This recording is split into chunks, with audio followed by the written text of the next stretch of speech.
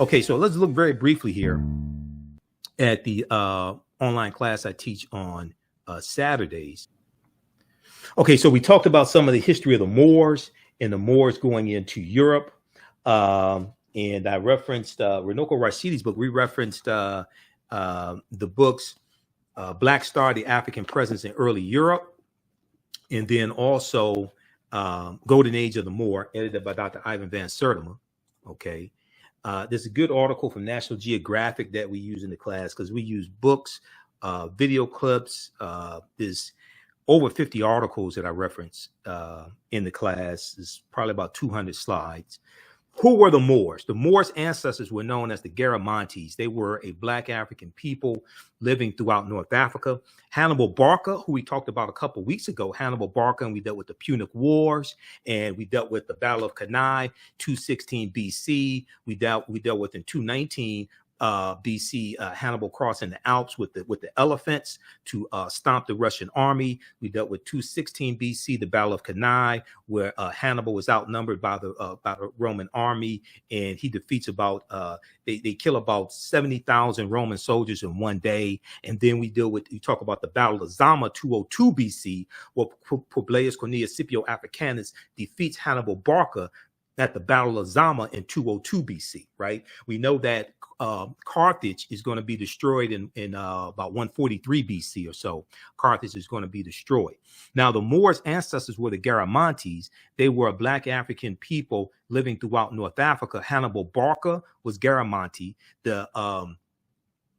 The Carthaginians are descendants of the Phoenicians, right? And Carthage is in the area where you have Tunisia today in North Africa, as well as St. Augustine was Garamanti also. Now, the Moors, according to George G.M. James in his book Stolen Legacy, and I had the book here on one of these stacks of books, George G.M. James in Stolen Legacy, he said that the Moors were the custodians of the ancient Egyptian mystery system. These teachings are going to bring Europe out of the Dark Ages. These teachings are going to bring Europe out of the Dark Ages. It's going to be to the detriment of African people, because everything that we taught Europeans came back to kick us in the behind. Everything that we taught them, the science, the mathematics, the nautical instruments, the algebra, the alchemy, or what we call chemistry, the periodic tables, the fire stick that's introduced, which is a long stick that fired one projectile. In Europe, they're going to produce first firearm in mid 14th century AD, somewhere 1346, 1356. But that's based upon the technology that the Moors take into Europe. Okay. Now, the word Moor is derived from the Greek word Mauros, M-A-U-R-O-S, which literally means black or very dark color, or a very dark color. Now, the Romans adopt this word and call them Mari, M-A-U-R-I, Mari. The Mari were a Northwest African people who were very dark skinned. The Romans will refer to the region of Northwest Africa as Mauritania, M-A-U-R-I-T-A-N-I-A, Mauritania, Mari. Mauritania is Latin and means the land of the black-skinned people.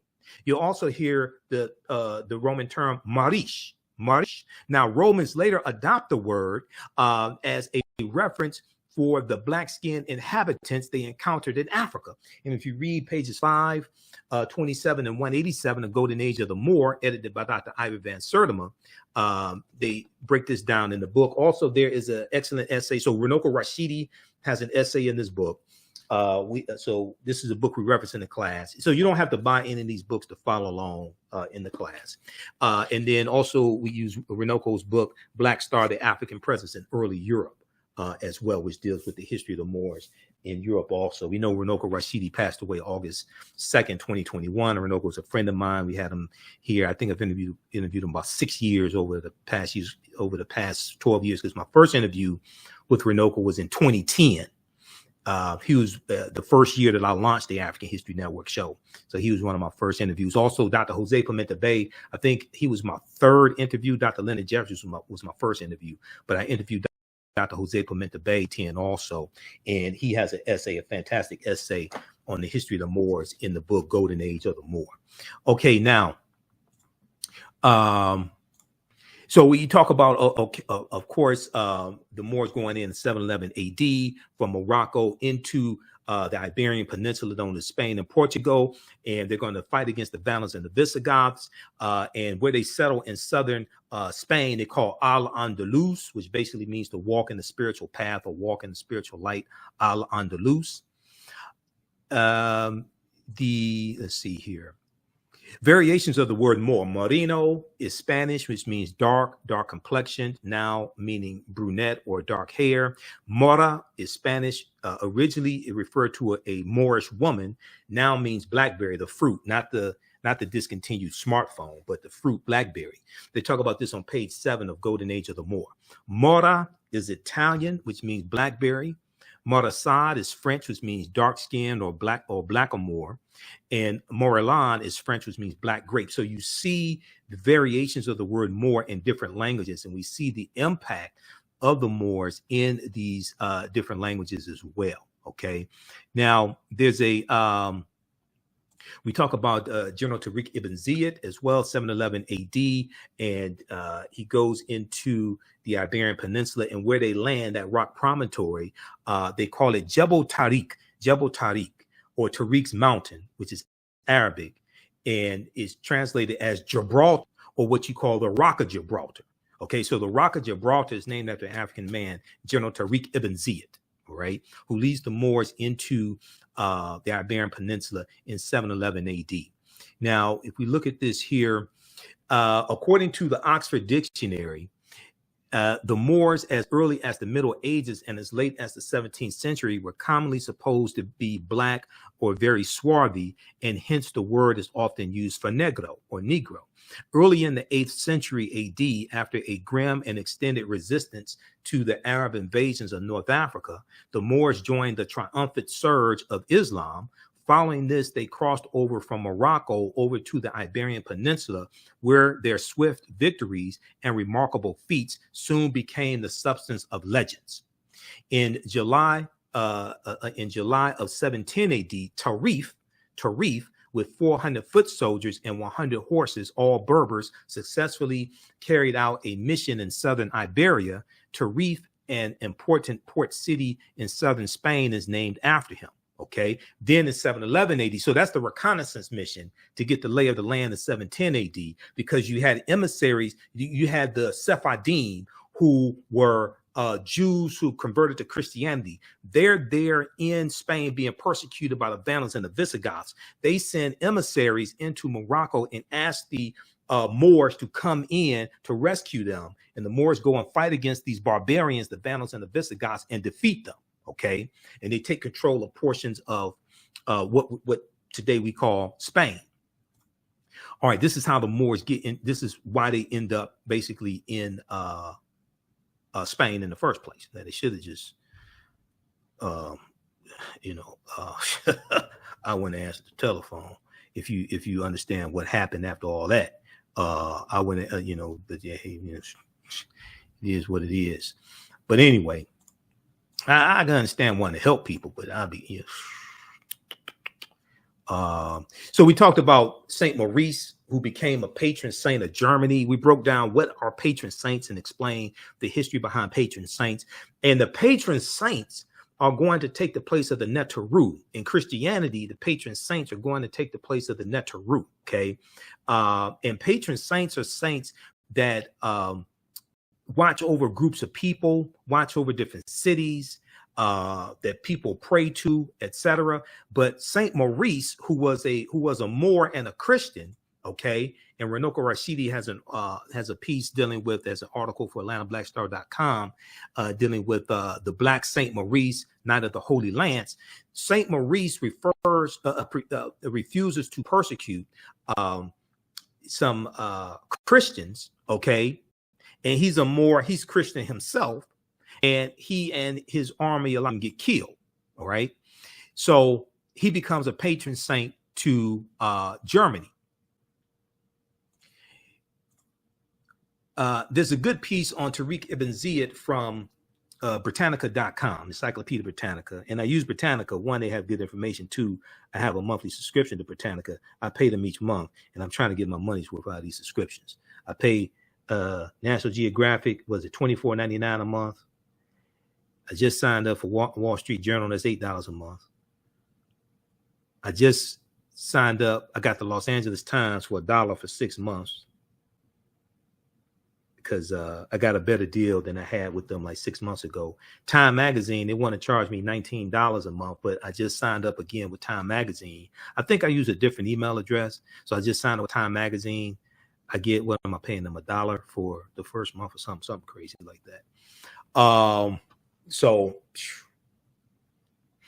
what I try to do is try to renegotiate the terms of the agreement after the initial subscription fee. You know, they sign you up for $1 for a month, and then it goes to $25 after that or something like that. So I try to like renegotiate, okay? Try to control expenses. So Tarik Ibn Ziyad, Britannica.com has some good information on this. Musa ibn Nusayr, the Arab conqueror of Morocco, left his general Tarik Ibn Ziyad to govern Tangier in his place.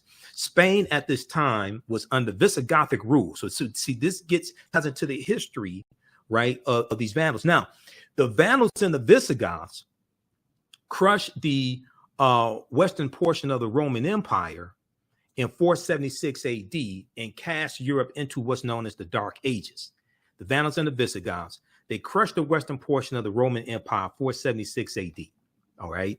And you're going to have this period of time of famine, strife, civil war, not a lot of inventions taking place during the Dark Ages. And it's going to go from 5th century AD to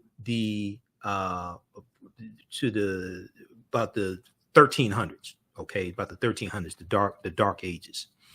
So Musa ibn Nasser, the Arab conqueror of Morocco, left his general Tarik to govern Tangier in his place. Spain at this time was under Visigothic rule, but was rent by civil war. Okay, they were dealing with a lot of civil war in Spain at this time. Now, the dispossessed sons of the recently deceased Visigothic king of Spain, Witiza, appealed to the Muslims for help in the civil war.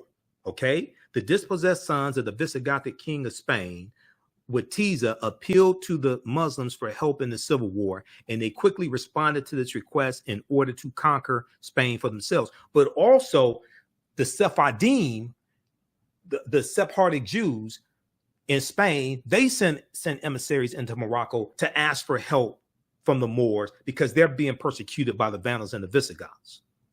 In May 711 AD, Tarik ibn Ziyad landed on Gibraltar, Jebel Tarik, Tarik's mountain, with an army of 7,000 men. Now, depending upon the source, the number of men he arrived with may vary, but he showed up with thousands of men, mostly Berbers, Syrians, and Yemenis.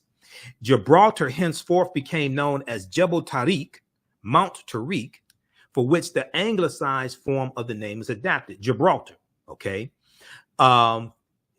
Tarik soon advanced to the Spanish mainland itself, gaining valuable support from Spanish Jews who had been persecuted by the Visigoths and from Christian supporters of Witiza's sons, okay, the Visigothic king.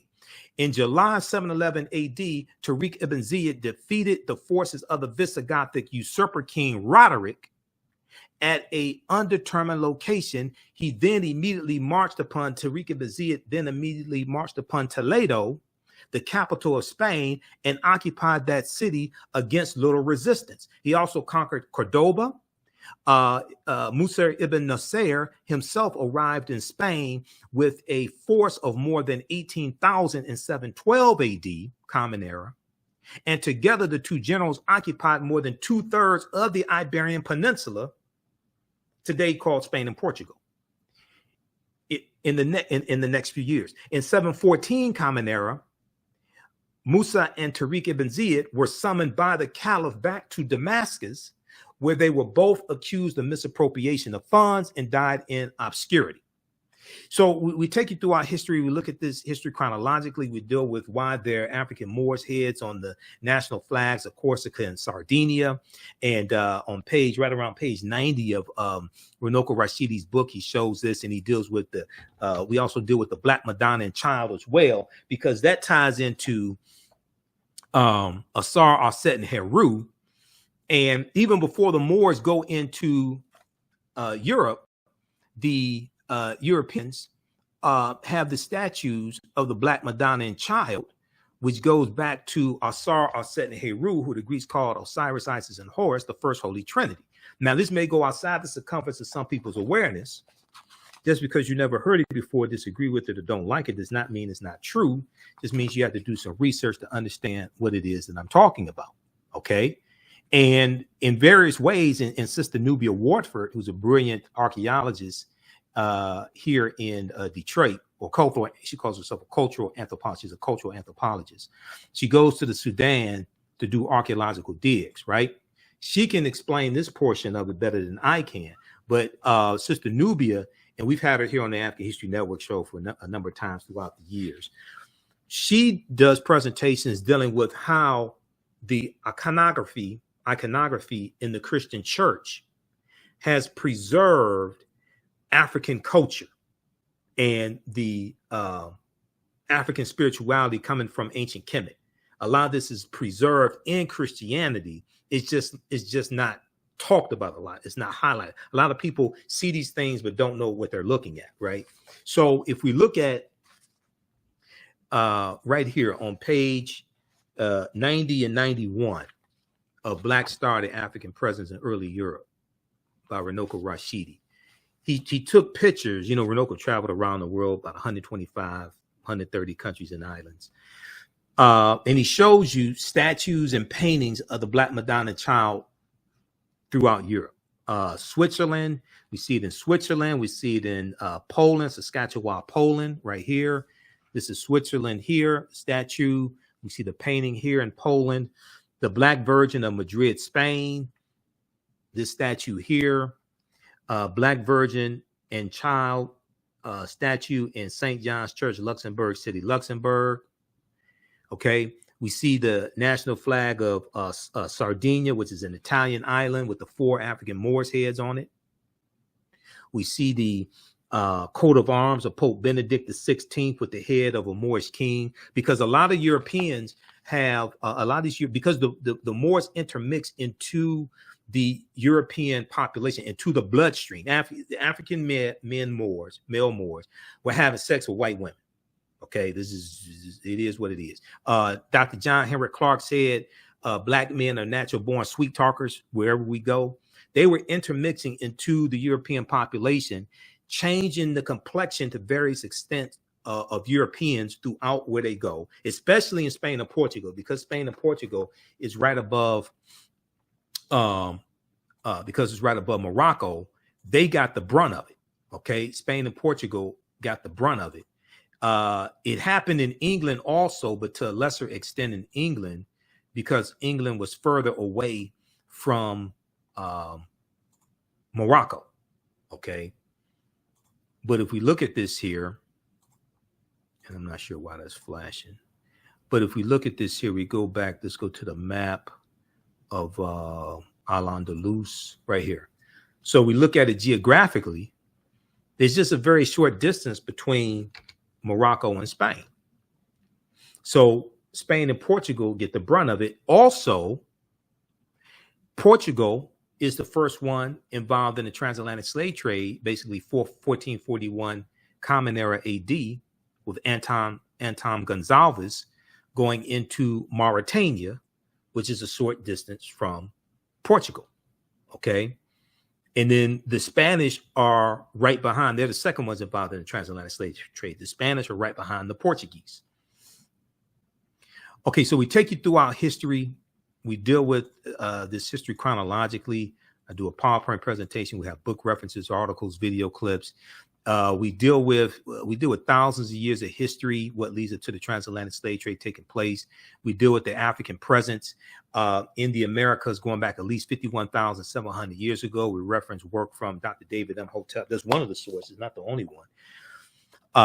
Page 14 of his book, The First Americans Were Africans, Documented Evidence, and I have that book behind me. He deals with the discovery by Dr. Albert Goodyear in Allendale County, South Carolina, 2004, 13 different types of evidence thoroughly documenting an African presence in the land we call the United States of America, going back at least 51,700 years ago. They found artifacts, architecture, campsites, carvings, footprints in lava, genetic M174D haploid groups dealing with DNA and genetics, skulls, skeletons, structures, and tools. They found 13 different types of evidence thoroughly documenting an African presence in this country going back at least 51,700 years ago. And one of the things we do is we look at a number of different archaeological discoveries that have happened in like the last 10 or 12 years that are causing the archaeologists, scientists, paleontologists to totally rethink everything.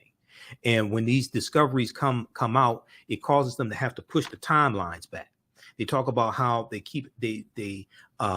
have to rethink all of this, push the timelines back, especially the discovery that came out in June 2017 in Morocco when they found remains of Homo sapiens dating back 300,000 to 350,000 years ago. And that pushed the timeline back because before that, the oldest fossils of Homo sapiens, modern man, were found in Ethiopia that dated back 195,000 years ago.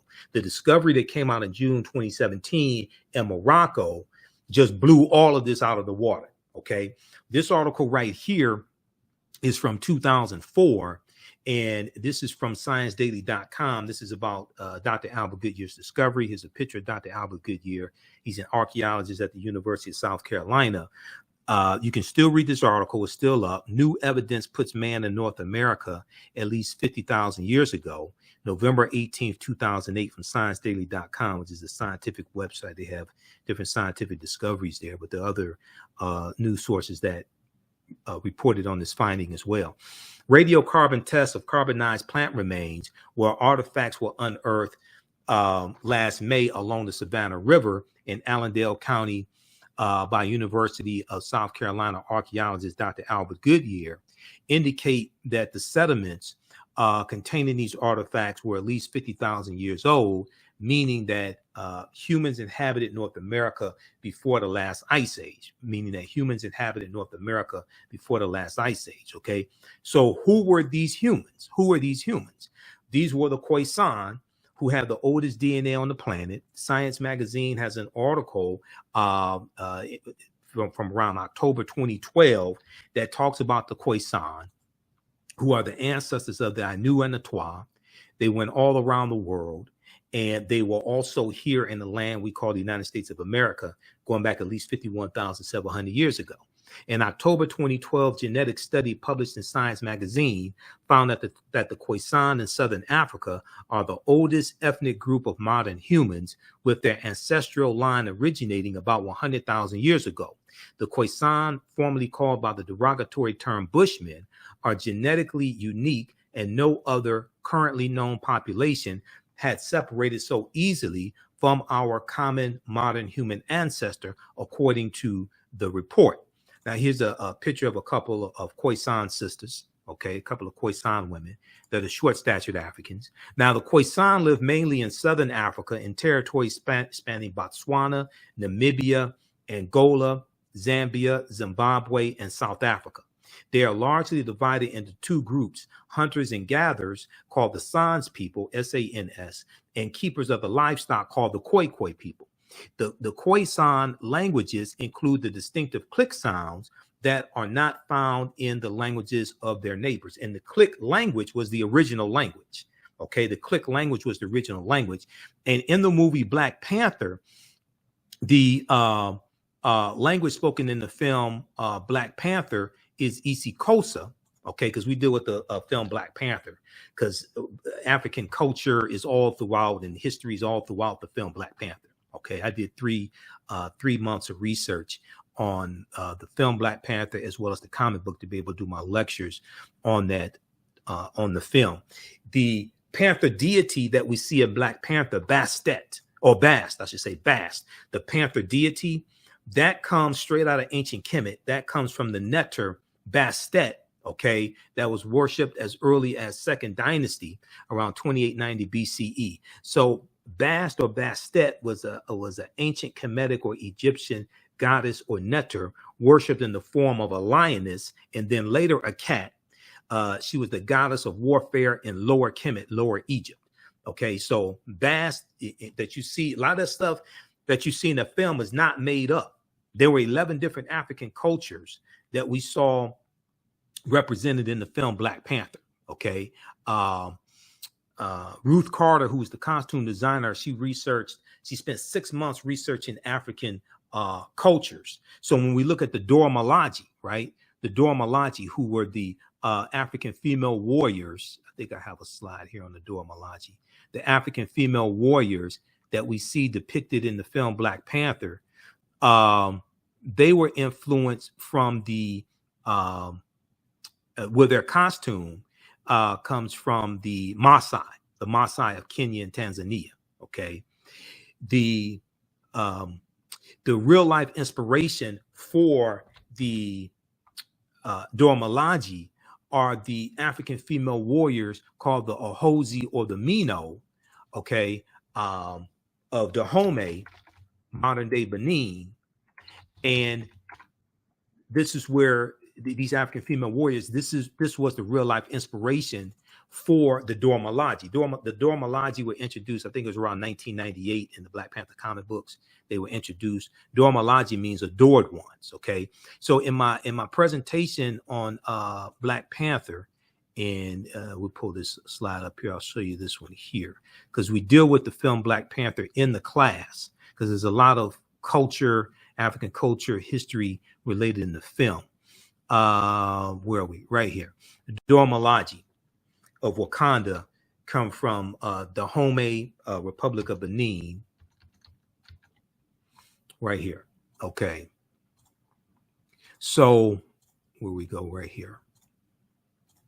So they come from the Ohozi or the Mino. Now, these are the African female warriors that are depicted in the new movie coming out September 16th, 2022, starring Viola Davis, called The Woman King. The Woman King. And it deals with these African female warriors who are fighting against the French colonizers. It deals with the Franco-Dahomean Wars, okay?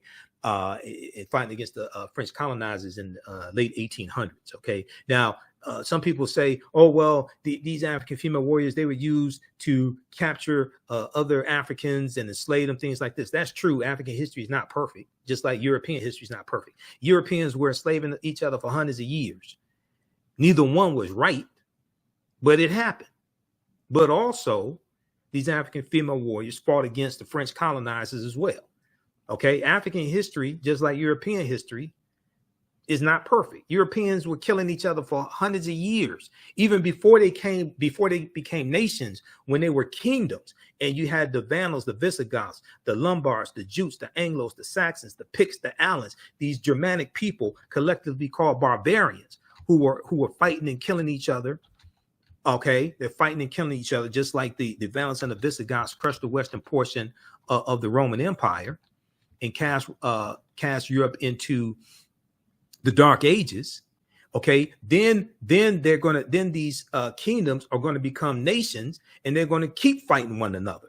And then they become Spain and Portugal and the Netherlands and England, Great Britain, things like this, France, Germany, and then they're fighting each other and killing each other over the transatlantic slave trade, control of the transatlantic slave trade, over Africa, over the new lands that are being conquered, even going back to Christopher Columbus and his 4 voyages. And we see that these different areas that Columbus is conquering fall into the hands of other people. So the French get control of the western third of the island of Hispaniola and call it Saint Dominique, which becomes Haiti, where the Haitian Revolution is. Okay, we're going to see that the British take control of Jamaica because Columbus conquers Jamaica in 1494. We see the Treaty of Tordesillas in about the 15th century, the Treaty of Tordesillas, and the Pope tells Spain and Portugal to stop fighting amongst yourselves and go out and conquer these non-Christian people. And the Pope divides the non-Christian world among Spain and Portugal and sends them out to conquer Spain and Portugal. Because these European nations who were formed originally hundreds of years prior by barbarians were fighting and killing each other. Then when they become nations, they continue to fight and kill each other. And then they have world wars, continue to fight and kill each other. Okay. So Germany, okay, and France and Great Britain and all this. So they go from barbarians to kingdoms to nation states to World War I, World War II. Europeans been fighting and killing each other over 1,000 years. And you have wars between different African nations and things like that also. Nobody's history is perfect. Okay. So we deal with all this history. And the second class that I teach, the one I teach on Sundays, from the Civil War to the Civil Rights Movement and Black Power, 1865 to 1968. That class basically picks up where the first one, Ancient Kemet, the Moors, and the Ma'afa, understanding the transatlantic slave trade, leaves off. So we pick up the second class, we pick up in 1803 with the Louisiana Purchase and the Haitian Revolution. And then so you talk about the Haitian Revolution. So then you got to go back to Christopher Columbus and his 4 voyages, because Columbus conquers Haiti. So you see how all this is connected. And Columbus set sail on his first of 4 voyages, August 3rd, 1492, the day after the Sephardim, the Sephardic Jews, are expelled out of Spain. And later in the same year that the Moors lose control of the last stronghold, Granada, January 2nd, 1492. All this history is connected. So you can't talk about the transatlantic slave trade without talking about Christopher Columbus. I know we don't want to talk about Columbus. You have to talk about Columbus. A lot of this has to do with Columbus and these island nations where Columbus goes and conquers and decimates, rapes and pillages. They've never recovered from what happened. Haiti is still dealing with what happened over 500 years ago. Okay. Cuba. And then you have the Spanish American War of 1898, and Cuba's fighting against Spain for their independence because Spain conquered Cuba. It was Columbus that conquered Spain in 1492. These island nations have never recovered from what these Europeans did to them. And contrary to popular belief, Columbus never comes to the land that we call the United States of America, this contiguous landmass, contiguous meaning connected. He never, Alaska and Hawaii are not part of the contiguous United States, okay? So his first voyage, August 3rd, 1492, he set sail on the Nina, the Pinta, and the Santa Maria. He lands in the Bahamas, October 12th, 1492. So this is why some people celebrate Columbus Day, October 12th, 1492. I celebrate Indigenous Peoples Day because there was African people in this land we call the U.S. and also in some of these other areas that he conquered. There were African people there before he even got there. So African Americans should celebrate Indigenous Peoples Day. Indigenous Peoples Day includes African Americans also. That does not mean the transatlantic slave trade did not happen. Some people just want to claim slavery. We got to claim slavery. Oh, you're trying to take slavery away from us? No. You need to understand a chronology of history of the last 50,000 years of history, not just the last 500 years of history. Yes, the transatlantic slave trade happened. Okay, we're not trying to take slavery away from it. We're not trying to say, oh, African people weren't slaves, because some people, that's just their claim to fame, slavery. No, slavery did happen. But you got to understand tens of thousands of years of history and that chronology of history before 1441, before 1555, before 1526, and the Spanish are taking Africans into the territory we call Georgia and South Carolina today. 93 years before August 19th, August 20th, 1619. That's 93 years before that. The Spanish are taking Africans into South Carolina, the territory we call South Carolina. Okay, so he goes into the Bahamas. He goes into his first voyage, Cuba, Hispaniola. His second voyage, September 1493 goes into the West Indies and Puerto Rico and Jamaica, 1494. All this is Spain. Okay? King Ferdinand, Queen Isabella, these Spanish invaders. All this is Spain doing all this treachery, killing tens of thousands of people. Actually, I'm sorry, millions of people. It was millions of people. Third voyage, May 1498, Trinidad and Venezuelan mainland. Fourth voyage and last voyage, May 1504, Panama and Honduras. So number one, Columbus never comes to the land that we call the United States of America. So please stop teaching our children. Please stop saying this in school. Columbus discovered America.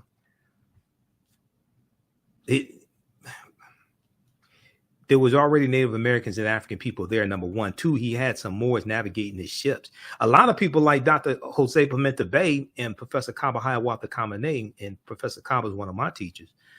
A lot of them don't think Columbus was lost in the first place because, as Professor Kaba says, a third grader knows that based upon where the sun rises in the morning and sets in the evening, you know which direction you're going in. And he had Moors navigating his ships, like the Pedro Alonso Nino, the Nino brothers, things like this. So it's really believed by like real scholars that Columbus knew where he was going. He wasn't lost. He's using nautical instruments also based upon the technology that the Moors introduced into Europe, which is another problem.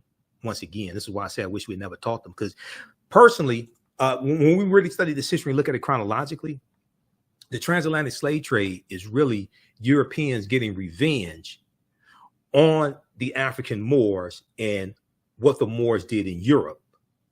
And because the Moors are going to Africanize various parts of Europe to various degrees, the Moors are going to intermix into the European population and change the complexion of many Europeans, intermix into the European bloodline. And one of the things they're going to do, especially like the Spanish, when they set up their colonies, one of the things they're going to do is forbid intermixing with, especially in the Spanish colonies, they forbid intermixing between the races.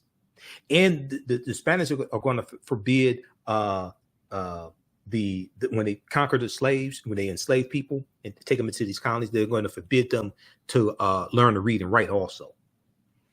Well, it's the Moors that taught a lot of the Spanish to read and write. All this stuff comes back to kick us in the behind.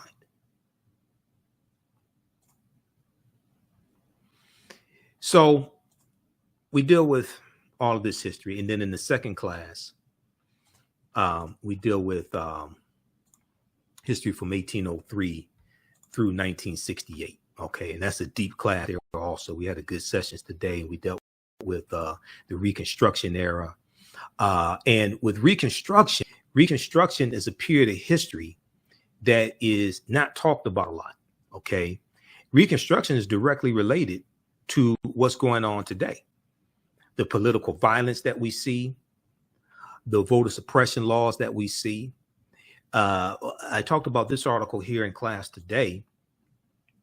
This is from Time Magazine, because like I said, I monitor about 35 different news sources on a daily basis. So I pull articles from all different news sources: National Geographic, Time Magazine, Washington Post, New York Times, everything, NBC News, all different types of sources. This article right here came out January 12th, 2021. January 12th, 2022, I should say. This was 1 year, 6 months after the January 6th, 2021 insurrection.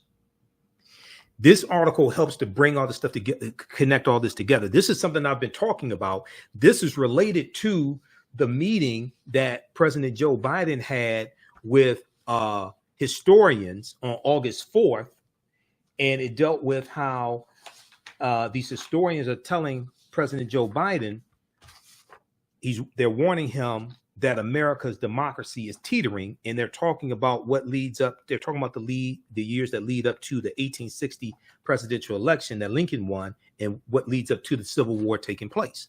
Well, if we look at this article here, this deals with Reconstruction. 1865 to 1877, and how the Reconstruction era is not properly taught in schools across the country. Okay.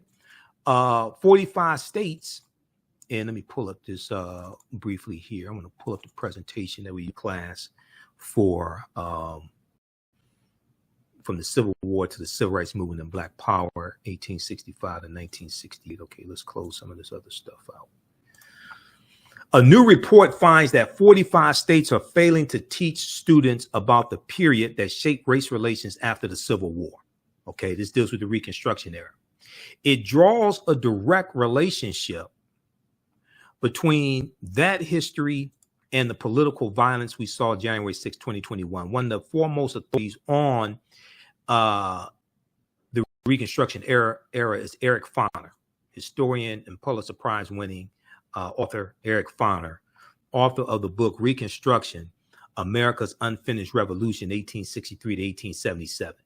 Now, he said in an interview a week after the January 6, 2021 insurrection, interview with New Yorker magazine, the article starts out and says, in the aftermath of the insurrection a year ago at the U.S. Capitol, many leading historians drew parallels between the violence that we saw January 6, 2021, and the Reconstruction era, the period of political revolution directly following the U.S. Civil War, which is 1861, 1875. Historian Eric Foner said, quote, the events we saw reminded me very much of the Reconstruction era and the overthrow of Reconstruction.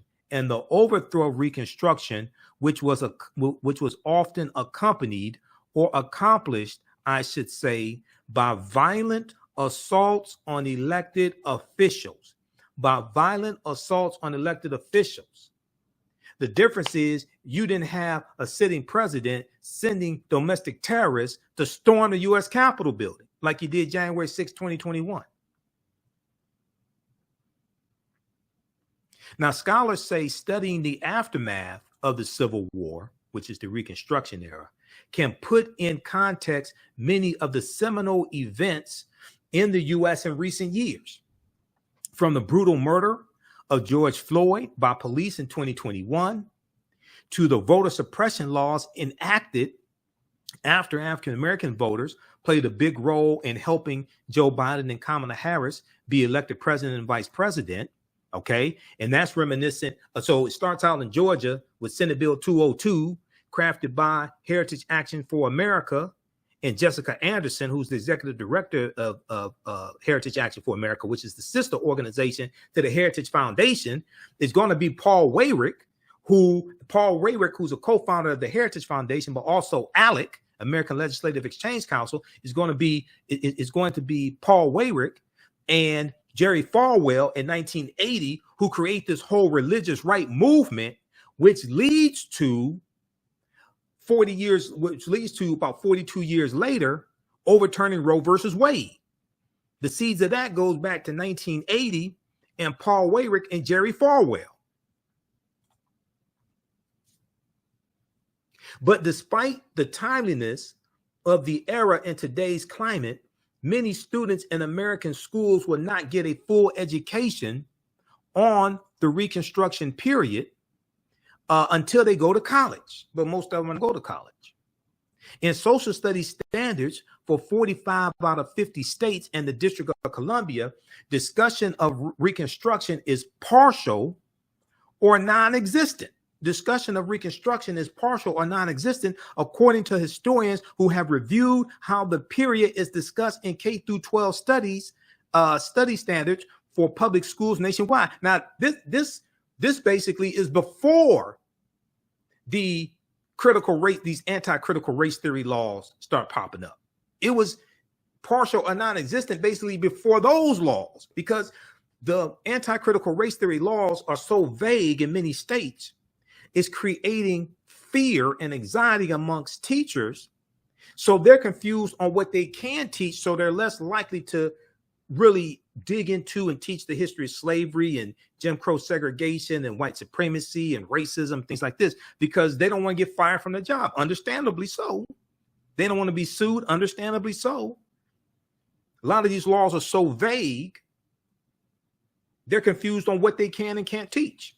Now, in a report produced by the education nonprofit, the Zen Education Project, and we use some of their articles in our classes, the study's authors say they are concerned that American children will grow up to be uninformed about a critical period of history that helps to explain why full racial equality remains unfulfilled today. This is what's going on today is directly related to what happened during Reconstruction, the overthrow of Reconstruction, the compromise of 1877 between the Democrats and Republicans, where neither one, Rutherford B. Hayes or Samuel J. Tilden, had enough electoral college votes to become president. They cut a backroom deal. The Republicans say, you let Rutherford B. Hayes become president, he'll remove the remaining Union troops out of the South to allow the Southern segregationists to take back full control of the Southern government, state and local governments. And this is what happens. Okay. Then they're going to impose poll taxes, starting with Florida in 1889. Now look at what's going on in Florida. See, Florida needs to be desanitized. You got Governor Ron DeSantis in Florida. Florida needs to be desanitized. For re-election, he needs to be defeated. Okay. November 2022. Elections have consequences. These elections have deadly results. So if Andrew Gillum was governor of Florida, especially during COVID-19, I guarantee you he would have saved a lot more lives. He would have been more prudent. He would have followed the science. He would not have been so cavalier in handling COVID. He would have shut down the schools sooner. He would have saved a lot. He would have saved thousands of people's lives. He would have saved thousands of people's lives, including African-American lives. But you had Ron DeSantis as governor, anti-science, don't say gay bill, Ron DeSantis. So Florida needs to be desanitized. The Mississippi plan to keep blacks from voting in 1890. The Mississippi plan to keep blacks from voting in 1890. We came here to exclude the Negro. So after you have the overthrow of Reconstruction, then you have, like in about 1881, the Tennessee state legislature, they're going to pass laws to segregate streetcars and public transportation, things like this. Florida, 1889, passes the first poll taxes. So they charge, you have to pay a tax to register to vote, which will exclude a lot of African Americans because we couldn't pay the poll tax. What Mississippi did in 1890 became copied by the other southern states. South Carolina, 1895, Louisiana, 1891, Alabama, 1901, Georgia, North Carolina, things like this. The Mississippi plan to keep blacks from voting in 1890, we came here to exclude the Negro. Now, this is a direct quote from Solomon Saladin Calhoun, who was the White County judge who presided over the Mississippi State Convention. And he said, let's tell the truth. When it came to why they were there, he put the voting issue bluntly. He said, let's tell the truth. If it burst the bottom of the universe, he said, quote, we came here to exclude the Negro. Nothing short of this will answer. This is a direct quote. This is how devious these people were. African Americans were the majority of the voters in Mississippi. They purposely rewrote the state constitution to impose poll taxes and literacy tests to suppress the African American vote, which is exactly why you had to have a Voting Rights Act in 1965. So when we look at, so we deal with all this in this 10-week online class that I teach on Sundays, normally Sundays, 2 p.m. to 4 p.m. From the Civil War to the Civil Rights Movement and Black Power, 1865 to 1868. Now, I've been studying history 30 years. I'm the one that put together all this content for both classes. This is a hell of a lot of work, okay? Because the first class that I teach, the one on Saturdays, that I started teaching that class in 2017. It evolved out of a 4.5-hour lecture that I did in 2014 called Ancient Kemet, the Moors and the Ma'afa, Understanding the Transatlantic Slave Trade. That lecture was the culmination of 7 years of research. And then over time, that developed into an online course and it's exploded into what it is today. But I had so much information and I wanted to focus in on this second period of history because there's so much going on from 1803 with the Haitian Revolution and the Louisiana Purchase.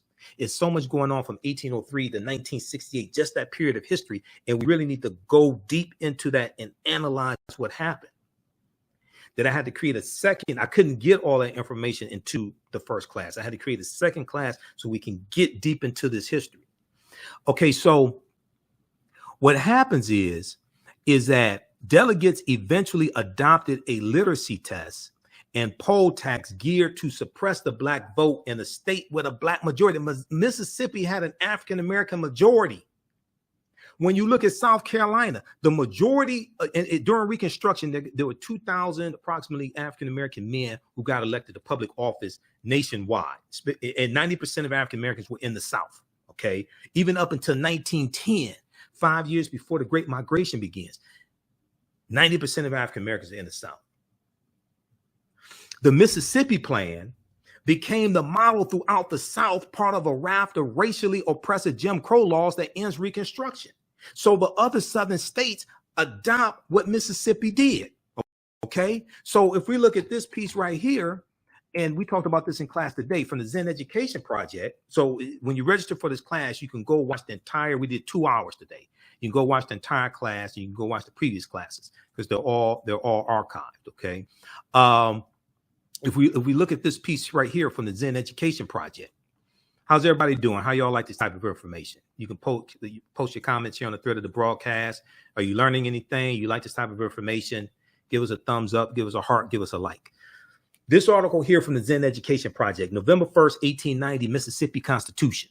Okay. Now, if you watched Eyes on the Prize, and I have the Eyes on the Prize box set, I ordered it from Amazon.com. I have the Eyes on the Prize box set documentary.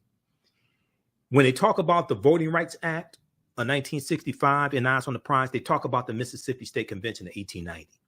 So it was on November 1st, 1890, Mississippi adopted a new constitution with a poll tax and arbitrary literacy test for voting, sections designed to disenfranchise newly franchised African Americans and some poor whites. The new constitution was a nail in the coffin for Mississippi Reconstruction and a win for voter suppression. It brought an end to the period of democratic progress that followed the Civil War when African Americans were the majority of eligible voters in Mississippi.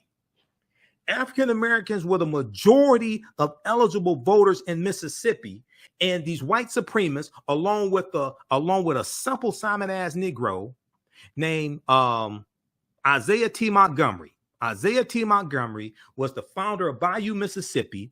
He was a former slave to the brother of Jefferson Davis. Jefferson Davis was from Mississippi, and he was the president of the Confederacy. And Isaiah T. Montgomery voted along with these white supremacists to suppress the African-American vote. And Frederick Douglass excoriated him, rightfully so. And personally, I don't know this for certain, but I think Isaiah T. Montgomery is a distant relative of Senator Tim Scott of South Carolina, the black Republican senator who blocked the George Floyd Justice and Policing Act, the black Republican senator who voted against Kristen Clark to be Assistant Attorney General of the Civil Rights Division of the Department of Justice, the African-American woman. This Negro voted against her. That Tim Scott. I think he's related to Isaiah T. Montgomery. If he's not, they're play cousins. If they're not related by blood, they're play cousins. So what happens is that the other Southern states do the same thing that Mississippi does. Okay, this can be seen in so if we go back here, every Southern state instituted literacy tests and poll taxes to effectively remove African Americans from the citizenship they were supposed to have been guaranteed by the 14th Amendment of 1868. This can be seen in the state constitutions with similar voter suppression statutes adopted by South Carolina 1895, Louisiana 1898. Then Louisiana is going to institute the grandfather clause, which states that if your grandfather prior to 1867 could not vote, then you can't vote. Another way to get around the 15th Amendment of 1870. North Carolina 1900, Alabama 1901. Alabama still has racist language in their state constitution because there was an Alabama Reconstruction Constitution in 1867 that is going to create a public school system. And during Reconstruction, African Americans are showing America how to have a democracy. That gets overthrown. They come with the Alabama State Constitution in 1901 that institutes poll taxes and literacy tests and puts in place segregation.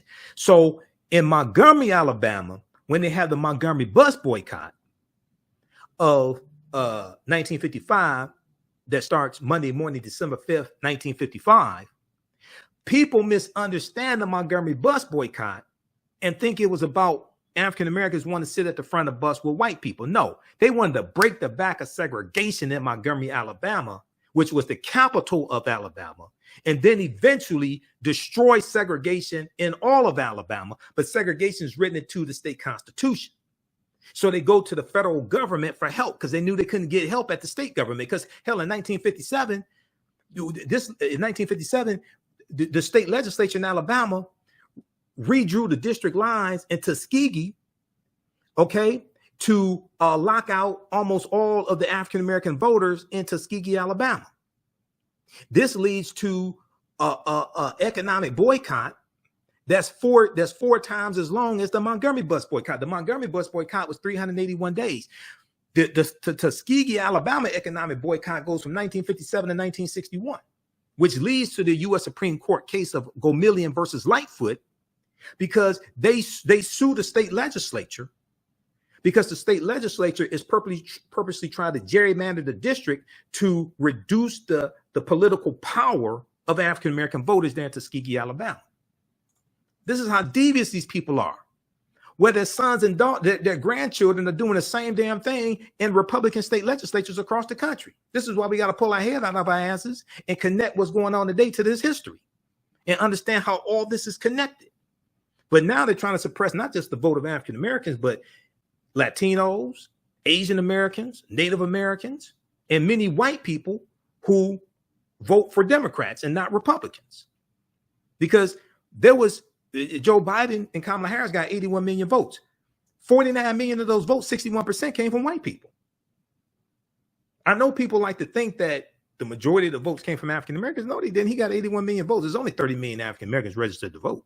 16.9 million voted. 9.7 million Latinos voted for Joe Biden and Kamala Harris. But 49 million white people voted. 61%, more than 50% of his votes came from white people. Okay, so check this out. This is just a fraction of the type of information that we deal with in this class. So give us a thumbs up, give us a heart, give us a like on this broadcast. How you like this type of information? Okay, Ruby, how you doing, Ruby? Okay, so you can register for these online classes. I'm gonna post the link here. Now we have a bundle pack. You can register for both classes for $100. Okay, because normally these classes are $130 each. We haven't discounted the $30 each. And I'm going to post a link here for the bundle. Post a link here for the bundle pack. As soon as you register, you can start watching content, or you can go to our new website, theafricanhistorynetwork.com, theafricanhistorynetwork.com. We do the sessions live. All the sessions are archived and recorded. You can go back and watch them anytime, a year from now, 2 years from now. You go back and watch the entire class, either one of these classes. Okay. And you can use this information with your children also. So this is the second class, from the Civil War to the Civil Rights Movement and Black Power, 1865 to 1968. There's a ton of information in this class. And I created the curriculum for this as well. Both of these classes, I created the curriculum. Click right here to register here. For the bundle pack, click right. We have the information for the bundle. Click right here for the bundle. You get both classes for $100. It's about a $385 value because it's going to be bonus lectures that you get in digital format from me also when you register for this. If you've taken any of my online classes in the past, email me and you'll get a 50% discount. Email me at ahnshow@theafricanhistorynetwork.com, or just click right here, contact the African History Network. Just click right there and you can email us right through the website. Okay, just click right there, contact us. All right. And this is some of the slides we deal with in the second class, from the Civil War to the Civil Rights Movement of Black Power, 1865 to 1960.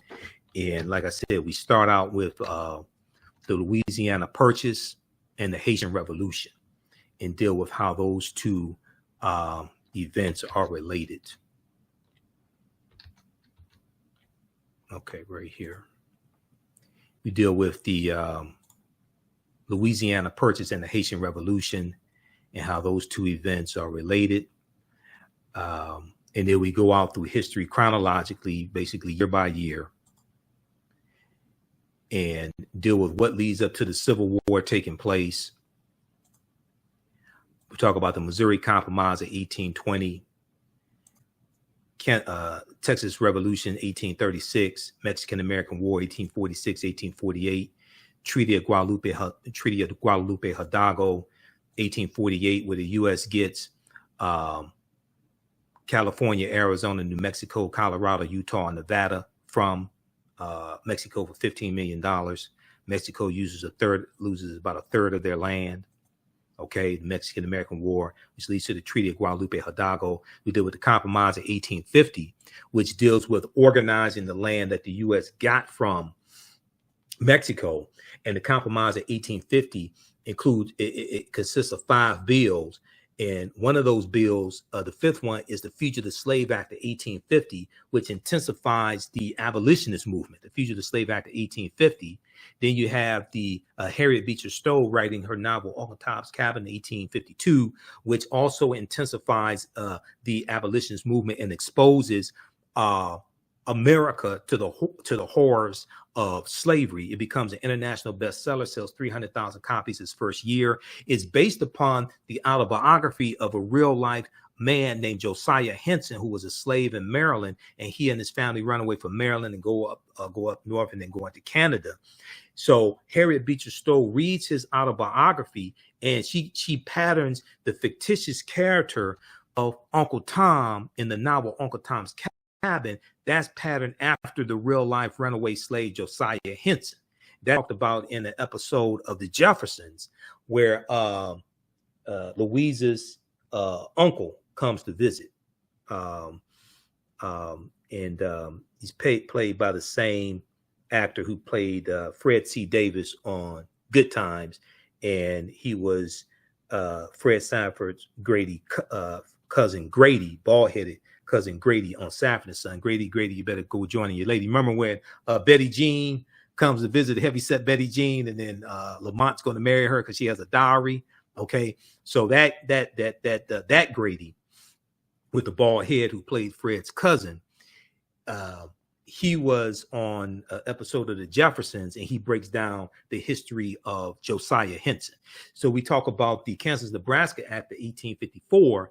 As a result of the Kansas-Nebraska Act of 1854, which opens up slavery in the Kansas-Nebraska territory and leaves up to people living in those territories to determine whether or not they want to have slavery, as opposed to it being dictated by the federal government.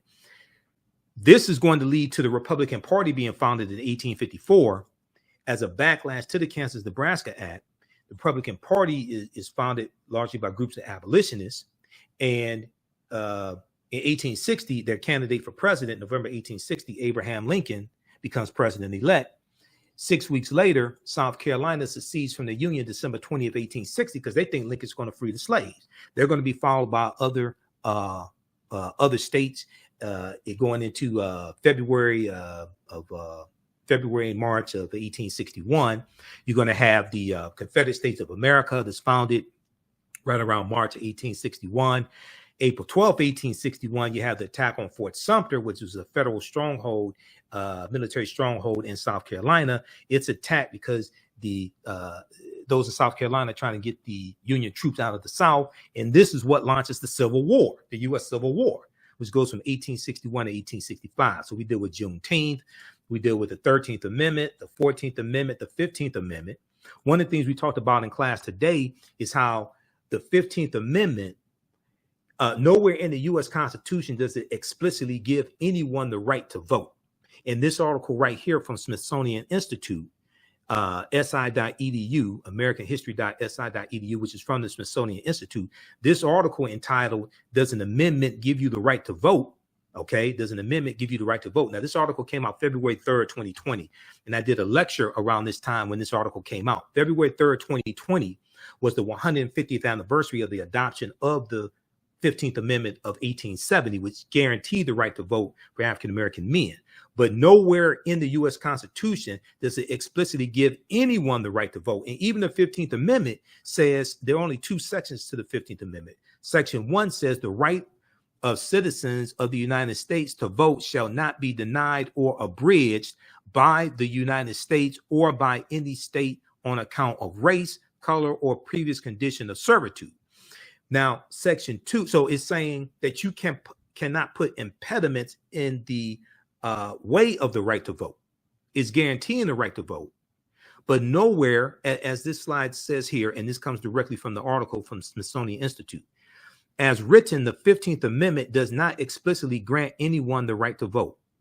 Instead, it prohibits federal and state governments from placing restrictions on voting based on three criteria: race, color, and previous condition of servitude. The entire amendment is 2 sentences long.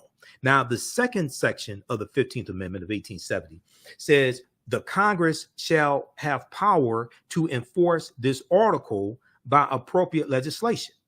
Now, amendment means to alter or to change. Prior to 1870, what gave people the right to vote? And it was largely white men voting.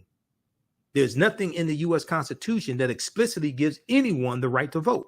And then the 19th Amendment of 1920, which guaranteed the right to vote to women, and the 26th Amendment of 1971 that lowered the minimum age to vote from 21 to 18, the structure of that language in those two amendments is based upon the structure of the language in the 15th Amendment. Now, Justice Anthony Scalia, before he died, he actually said that nowhere in the U.S. Constitution does it give anyone the right to vote. He's correct. I despise him, but he's correct. Okay. So we deal with this history chronologically. This is normally a 10-week online course. As soon as you register, we did class 7 today. There's going to be, we'll probably have 12 sessions this time around instead of 10, because early on, this has been a very, very bad allergy season. Okay. Those that are allergic to pollen know what I'm talking about. So early on, like the first couple of sessions, I had to cut them short because my allergies were killing me. I could only talk 30 minutes, 45 minutes. The allergies are much better now. This is probably the worst allergy season I've seen in the past 5 to 7 years. Okay. So we're going to probably do 12 sessions. But once again, all the sessions we do live, they're archived. You can watch them anytime. Of course, we talk about the Mississippi State Convention in 1890. Right here, Vicksburg Massacre, 1874. We go look at these massacres. You follow Massacre, 1874. You follow Alabama, Vicksburg Massacre, Clinton, Mississippi Massacre, 1875. You have to go look at these massacres because they were attacking African-American voting rights, political violence to intimidate us, to keep us from voting. Just like today, just like the attack on the U.S. Capitol. And you have to understand how devious Trump is. This is why this demon can never become president again.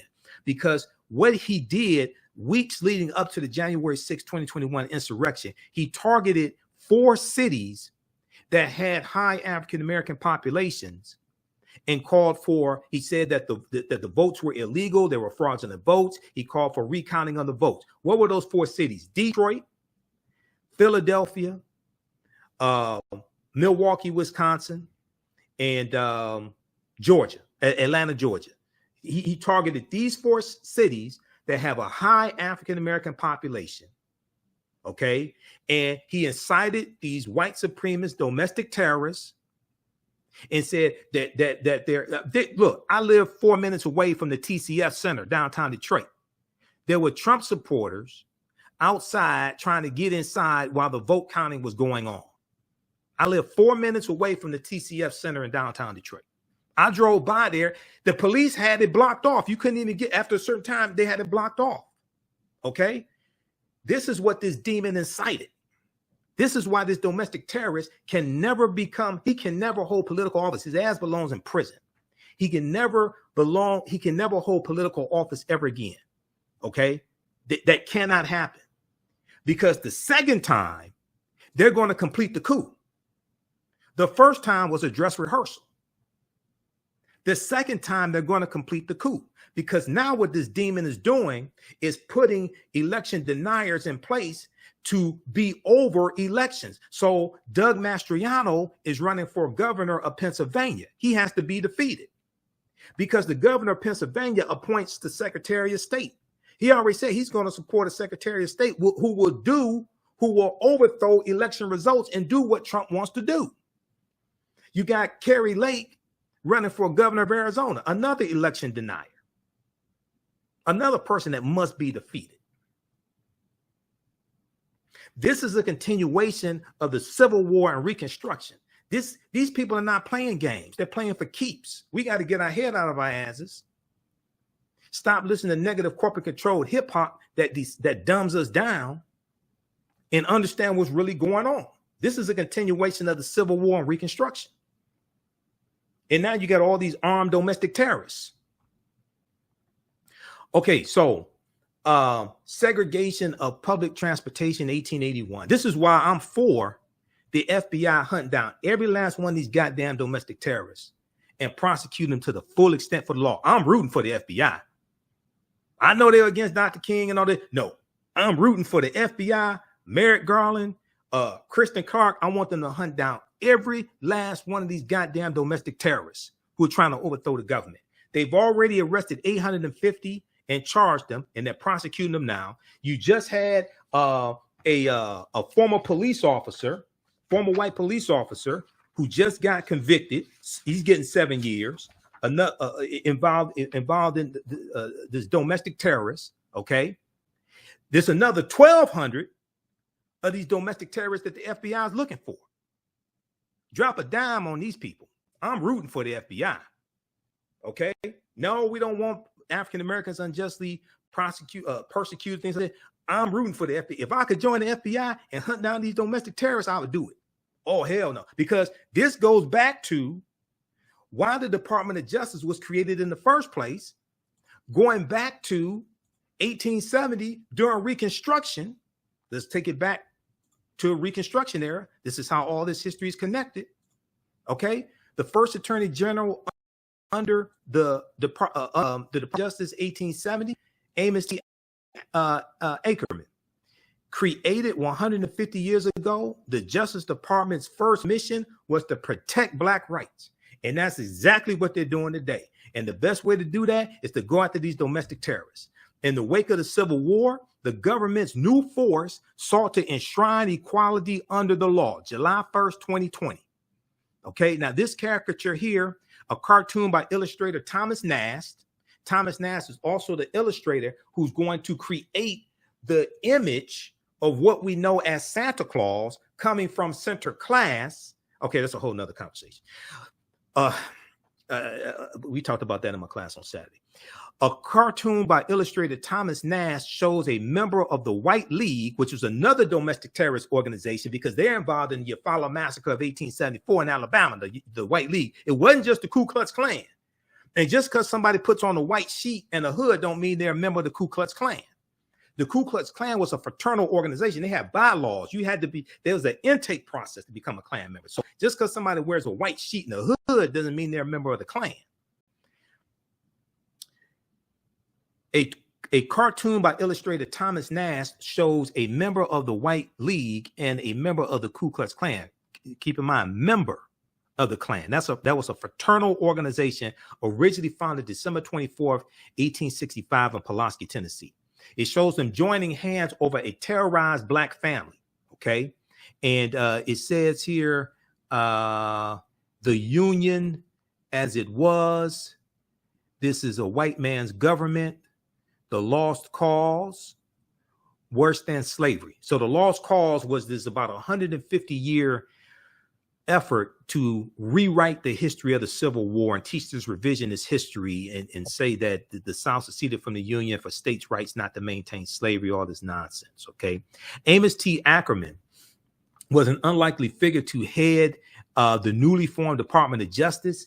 In 1870, the United States was still working to bind up the nation's wounds, torn open by the Civil War. During this period of Reconstruction, once again, this deals with this period of history, Reconstruction. During this period, and where's that article? I got that article here printed. Right, okay. Because I got all these, I have thousands of articles printed. I'm in the process of organizing the office and putting all this, more of this stuff in file folders. I got stacks of articles all over the place. During this period of Reconstruction, the federal government committed itself to guaranteeing, check this out, the federal government committed itself to guaranteeing full citizenship rights to all Americans, regardless of race. At the forefront of that effort was Amos T. Ackerman, a former Democrat and enslaver from Georgia, former slave owner from Georgia, and a former officer in the Confederate Army. The United States had an attorney general since the formation of the government in 1789, as created by the U.S. Constitution. None had been empowered with the full force of a consolidated legal team quite like Amos T. Ackerman. And none had the monumental task of enforcing the 14th and 15th Amendments and new legislation delivering long overdue rights to 4 million formerly enslaved African-American men and women. So the Department of Justice is formed to enforce these new rights that African-Americans have. This is why more of us need to apply to the Department of Justice. And I would say to go after these domestic terrorists, we need to apply to the FBI also. Oh, yes. No. We need to apply to the FBI and go after, hunt down every last one of these domestic terrorists.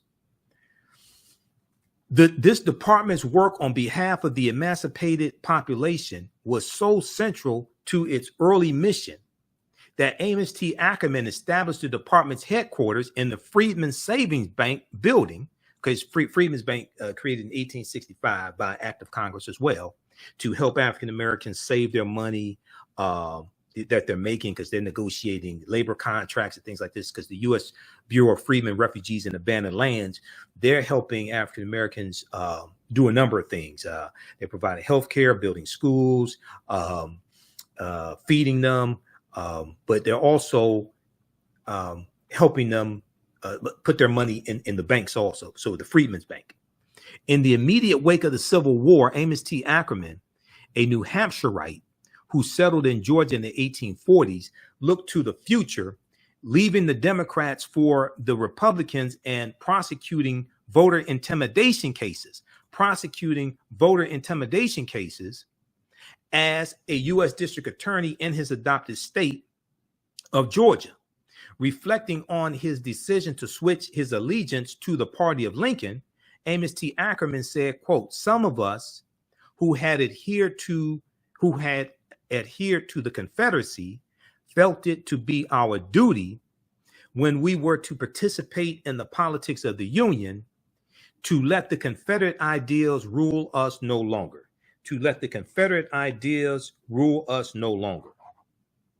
Regarding the subjugation of one race by the other as an appurtenance of slavery, we were content that it should go to the grave in which slavery had been buried. We were content that it should go to the grave in which slavery had been buried." Okay.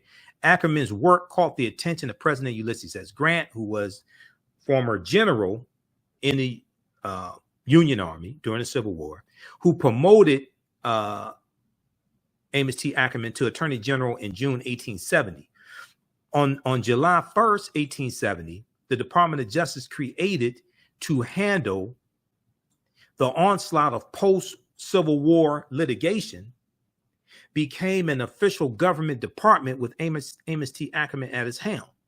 The focus of his 18-month tenure as the nation's top law enforcement official was the protection of Black voting rights from the systematic violence of the Ku Klux Klan. Okay, this is the focus of the first 18 months of the Department of Justice when it comes into existence in 1870. To the protection of Black voting rights from the systematic violence of the Klan and other Klan-like organizations. We add to that, like the White League. Ackerman's Justice Department prosecuted and chased from southern states hundreds of Klan members. Today, the Justice Department is prosecuting many of their descendants who are the domestic terrorists who stormed the U.S. Capitol building January 6, 2021. We need to apply the Department of Justice and hunt down every last one of these traitors. In the tradition of the Department of Justice, take it back to the old school. In the tradition of the Department of Justice, go after all these coup plotters. Historian William McFeely, in his biography on Amos T. Ackerman, wrote, quote, "Perhaps no attorney general since his tenure has been more vigorous in the prosecution of cases designed to protect the lives and rights of Black Americans." Take it back to the old school. We need to apply to the Department of Justice.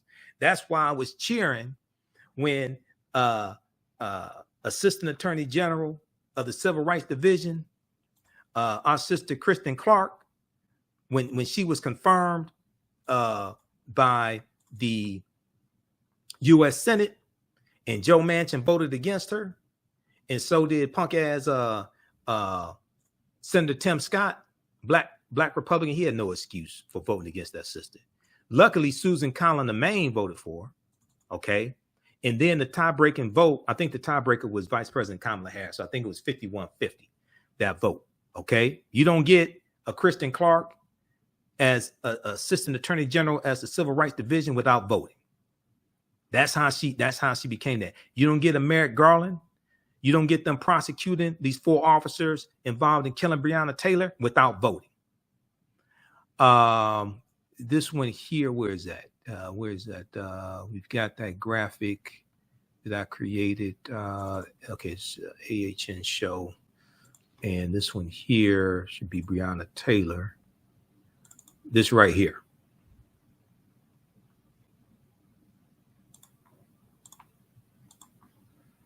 Let me pull this graphic up here. This is from our show from last Sunday.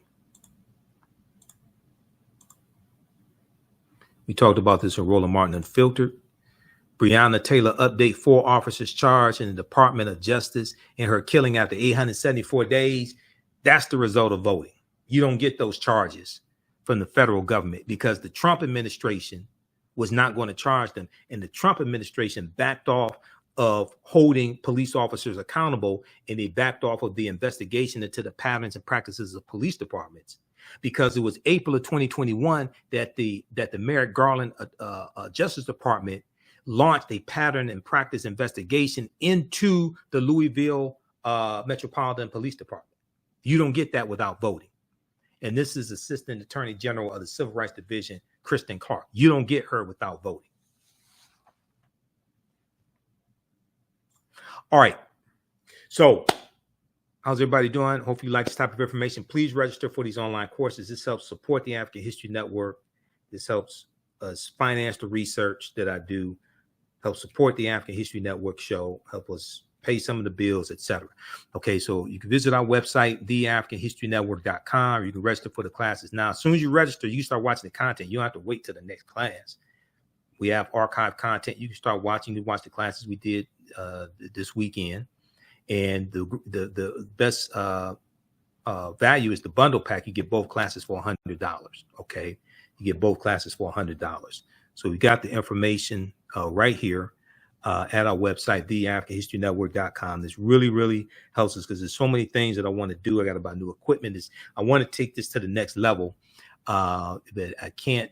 It costs money to do all that. So this is what it is. All right. So we have the link here in the thread of the broadcast. You can go to our new website, theafricanhistorynetwork.com, I built a new website. It costs money to do that as well. I think I had to pay like $180 because with WordPress, they wanted me to pay all. See, with one-in-one, I could pay each month. WordPress wanted me to pay all the money up front. So I had to pay like $180 to be able to build a new website, and I'm still adding to it. So all this stuff here, this stuff ain't easy. I'm telling you right now. Okay, I guess maybe I'll make it look easy. No, this stuff is not easy. All right. So this is our new website, theafricanhistorynetwork.com. And you can go there, and we have the link here in the thread of the broadcast also. So you can register for the classes. The content, I would say, is PG-13. You can use this with your children. And we're getting into selling children's books also. Okay. This was another reason why I'm trying to expand, because I ordered some children's books. We sold it. I got to restock books for African-American children to deal with positive self-esteem, teaching them to love themselves, teaching them history, things like that. So we're expanding. We still sell some DVDs. I'm shifting. I'm going to start. We're shifting more to digital format. We'll still sell some DVDs, but I'm also getting into selling books as well. And I'm working on writing my first book also. So I have 60 pages of my first book written. Hopefully, that's going to cost money to get that published. Hopefully, we'll get that out in September 2022, because it's going to deal with midterm elections also. Okay. So we posted the link here as well, and we have it in the thread of the broadcast. All right. We got to get out of here. And then Cash App, PayPal information is at our website. We have to get out of here. Remember, at the African History Network, we focus on educating, empowering, and inspiring people of African descent throughout the diaspora and around the world, because right now it's correct wrong behavior. It's not over till we win. Wakanda forever. Hotep, everybody. Hey, this is Michael Imhotep, founder of the African History Network, host of the African History Network show. I'm a talk show host, researcher, lecturer, writer, and historian. And I want to give a special shout out to everybody who has attended the 11th annual Liberated Minds Black Homeschooling Education Expo. I just want to take a few minutes, and we had a great presentation that I did on Saturday. So I teach 2 online history classes. One on Saturday and one on Sunday. On Saturday, the class that I teach, normally 2 p.m. to 4 p.m. Eastern Standard Time, is called Ancient Kemet, the Moors, and the Ma'afa, Understanding the Transatlantic Slave Trade, what they didn't teach you in school. And this is normally a 10-week online class. We deal with thousands of years of history and what leads up to the transatlantic slave trade taking place. We can't start studying our history in slavery. Even when we study the transatlantic slave trade, which is important to study, we can't start in 1619 or in the 1440s with the Portuguese, when the Portuguese get involved in the transatlantic slave trade. We have to understand the history chronologically and deal with the 800-year occupation of Europe by the Africans known as the Moors, who entered into the Iberian Peninsula, today known as Spain and Portugal, from North Africa in 711 AD. When we discuss the transatlantic slave trade, we have to first understand that African people are the original people of North, Central, and South America, and have been in the land we call the United States at least 51,700 years. Now, the second class I teach is on Sundays, normally 2 p.m. to 4 p.m. Eastern Standard Time. It's called From the Civil War to the Civil Rights Movement and Black Power, 1865 to 1968. Now, these classes are normally $130. They're on sale right now, $60. We do the sessions live. All the sessions are archived and recorded, so you can go back and watch it anytime. So a year from now, 2 years from now, you can go back and watch the entire class. With both of these classes, I would say the content is PG-13, so you can use this with your children as well if you want to. Also, you can advertise with the African History Network. We have 3 new advertising packages. Our current promotion is buy 1 month to get 1 month free. We have 1 million followers at our Facebook fan page, the African History Network. And with our platinum package, we'll take out ads on our Facebook fan page for you as well to help maximize your advertising campaign. And we take your 30-second to 60-second commercial, we put into the rebroadcast of our shows, and also into the audio podcast of our shows as well. We only have 20 advertising slots because we have a finite amount of advertising space. Email us at ahnshow@theafricanhistorynetwork.com, ahnshow@theafricanhistorynetwork.com, or call us 313-462-0003. All right, right now it's correct wrong behavior. It's not over till we win. Wakanda forever.